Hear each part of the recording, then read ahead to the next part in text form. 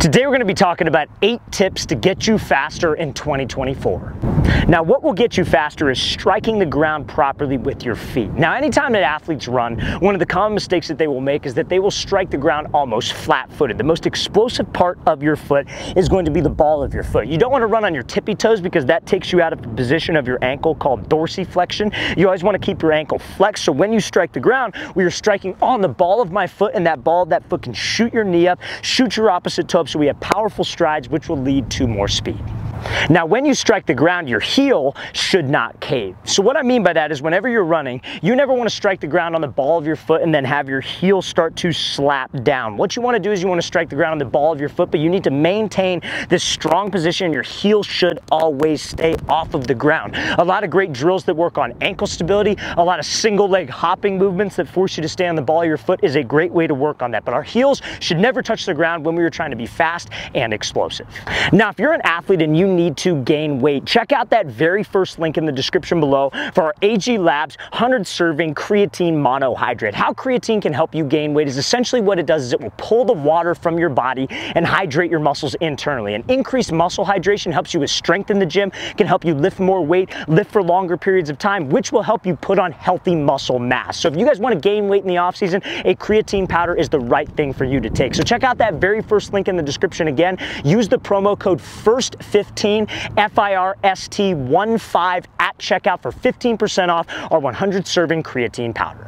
Now when it comes to speed, your arms should be like a big clock. So what do I mean by that? So the common mistake that a lot of athletes will make when they run is that they will run and their arms will almost go across their body, rotating their hips, rotating their upper half, and the fastest distance between two objects is straight across. So you never want your arms to be rotating across your body because you're not driving properly forward. Second thing that a lot of athletes will do is they will break and flatten out at their elbows. They have a lot of elbow action. Again, like I said, you want to think of your arms like a big clock swinging from your shoulders. So you want to keep a sharp 90-degree angle with your arms, and you want to swing from your shoulders right past your pockets, right up to your cheek for proper arm drive, for proper drive in that straight line like we mentioned earlier.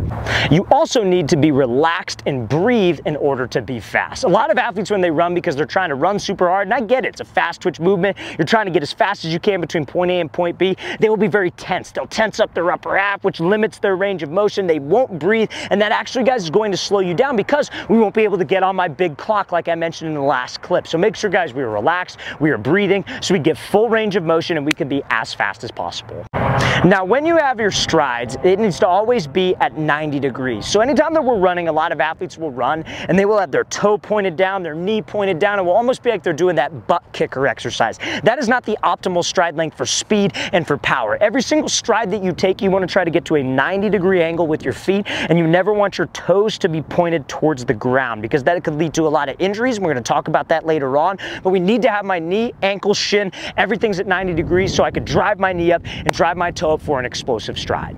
Now when you strike the ground to be fast, you always want to cycle underneath yourself. A lot of athletes, what they will do is they will run and they will overextend when their foot strikes the ground. And that overextension with your legs super far outside your frame can put a lot of unnecessary stress on your hamstring, on your ankle, on your Achilles, and can lead to a lot of injuries with athletes, especially if they're not warmed up properly. Anytime that you strike the ground, you always want to strike literally straight underneath yourself and pop your knee up and pop your toe up, just cycling in a sense. So we never want to overextend and reach and take these real long strides, and we also never want to have my toe, my knee, and my shin pointed down because when we strike behind myself, that ultimately slows me down. I want to be up at 90, strike the ground, and pop straight back up. Always make sure we're cycling underneath my frame. Now, if you're an athlete and you want to speed up your recovery process, check out that second link in the description below for our AG Labs Whey protein powder. This protein powder is one of the lightest protein powders that you could possibly have in your stomach. Super easy to digest, and it's an easy way to get your daily protein intake to help your body recover. I recommend if you're trying to put on size,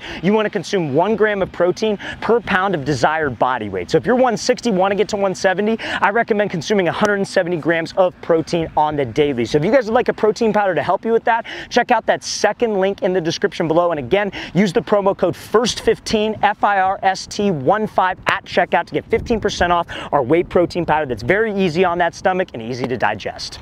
Now, neglecting strength work is one of the worst things that you could do for your speed. Guys, whenever we're running, a lot of athletes will say, oh, you don't want to train like a bodybuilder, you don't want to train like a power lifter because that's only going to slow slow you down. That's not necessarily the case, guys. You need a good foundation. So whenever you stride, think about it like this, and you strike the ground, what do you not want? You don't want your ankle to cave. You don't want your heel, I guess you could say, to strike the ground and cave down. That requires some strength, guys. That requires some leg strength. That requires some ankle strength, some ankle stability. So doing exercises in the gym that work on those types of things will help with speed. You need a good foundation. I'm not saying to lift like a bodybuilder, but don't neglect those basic strength building exercises with your lower half, as that will help with speed.